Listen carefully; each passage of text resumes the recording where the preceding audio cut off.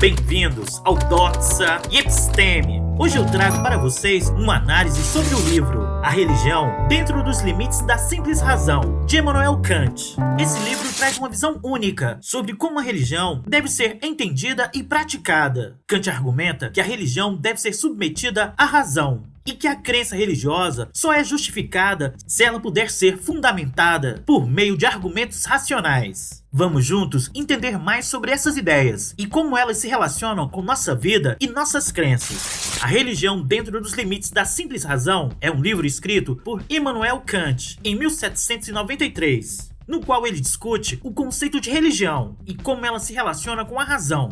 No livro, Kant argumenta que a religião deve ser submetida à razão e que a crença religiosa só é justificada se ela pode ser fundamentada por meio de argumentos racionais. Kant começa o livro estabelecendo a distinção entre religião natural e religião revelada. A religião natural é baseada na razão e na experiência, enquanto a religião revelada é baseada em revelações divinas e na fé. Kant argumenta que a religião natural é a única forma legítima de religião, pois ela é a única que pode ser fundamentada por meio da razão. Ele também afirma que a religião natural não é dependente de nenhuma autoridade externa, como uma igreja ou um livro sagrado. Em vez disso, a religião natural é baseada nas crenças racionais das pessoas, e não em revelações divinas ou na autoridade de uma instituição.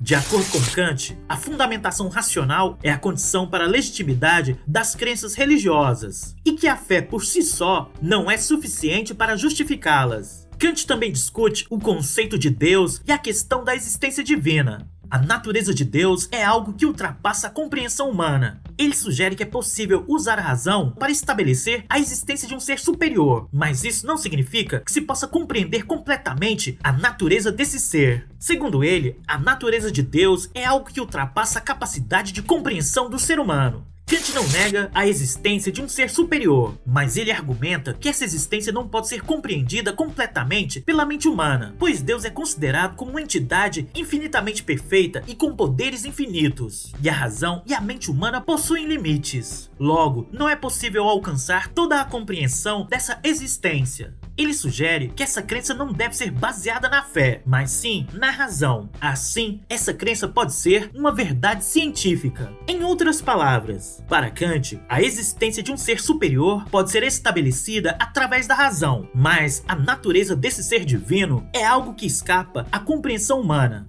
Ele acredita que a razão pode fornecer alguma evidência para a existência de Deus, mas não pode apresentar uma compreensão completa desse ser. Kant discute o conceito da imortalidade da alma e argumenta que essa crença não pode ser fundamentada por meio de argumentos racionais. Ele afirma que a ideia da imortalidade da alma é baseada na esperança humana e não em fatos comprováveis pela razão. Kant argumenta que não há evidências científicas ou lógica que se possa provar a existência da alma e a sua continuidade após a morte do corpo físico. Ele sustenta que é preciso confiar em revelações ou crenças intuitivas para acreditar na existência da imortalidade da alma, e que esses não são fundamentos válidos para justificar essa crença. Ele afirma que a imortalidade da alma é uma questão puramente subjetiva, baseada nas esperanças e desejos humanos, e que não existem argumentos racionais que possam provar a sua existência ou a sua continuidade após a morte física. Para Kant, é uma questão pessoal e não uma verdade objetiva que possa ser comprovada pela razão. Essa crença pode ter uma função moral na vida das pessoas, proporcionando consolo e alento no enfrentamento da morte. Kant também discute o conceito de moralidade e como ele se relaciona com a religião.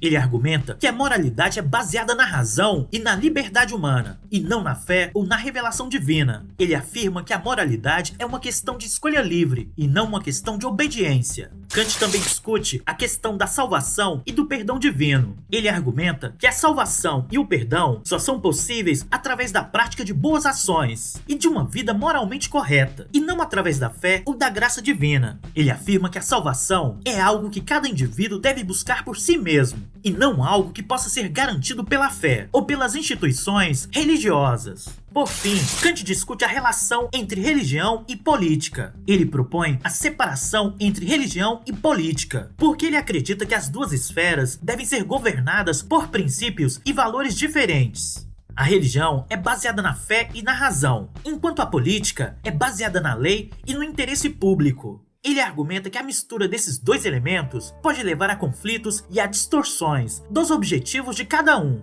Kant acredita que a religião é uma questão pessoal e intransferível, que cada indivíduo deve ser livre para escolher a sua própria crença e fé, sem qualquer tipo de interferência ou imposição. Ele vê a religião como um fenômeno privado, que tem a sua própria validade e não pode ser julgado pelas normas e leis da sociedade.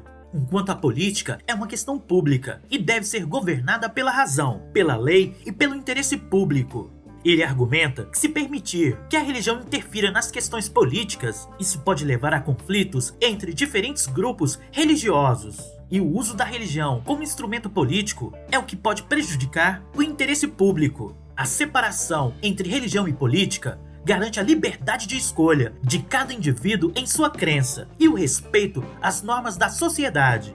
Para concluir, A Religião, dentro dos limites da simples razão, é um livro que traz uma visão diferente sobre a religião e como ela deve ser entendida e praticada. Kant defende a importância da razão e da moralidade como princípios fundamentais para a religião e nos convida a refletir sobre nossas próprias crenças e como elas se relacionam com a razão e a verdade. Eu espero que esse resumo tenha sido útil para vocês. Muito obrigado a você que assistiu o vídeo até aqui. Caso tenha gostado, dê um like, assine o canal e compartilhe com os amigos. Um forte abraço e vitória sempre!